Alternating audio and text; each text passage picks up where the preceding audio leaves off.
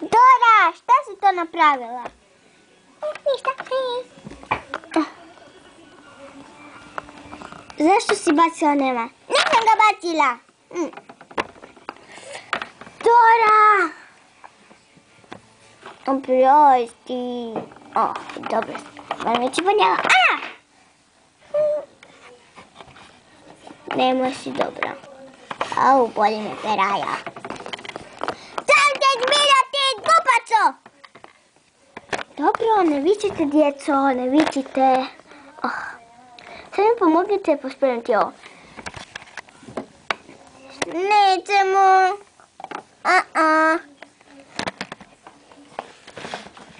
Nema šanse. Ima šanse, inače odvalajte kroz prozor. Dobro, onda mi pomognite. Ok, idemo. Ajde, Petar. Ti, Nemo. Dobro. Djeca, ponekad stvarno lute da mi dođe da ih basim kroz prozor. I ne znam više šta. I to je to. Gotovi! Molim! Gotovi ste već? Da. Da vidim kako kažete. Ovo, dobro. Škale. Dobro. Bravo.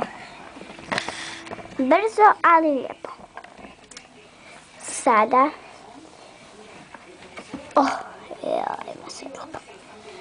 Opet mi pomognite sve razbacati, sve skinuti što imate od namještaja i idemo brisati prašinu.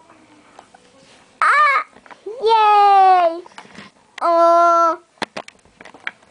Dobro, idem ja po krpu. A vidi to. Vidio se to. Dobro.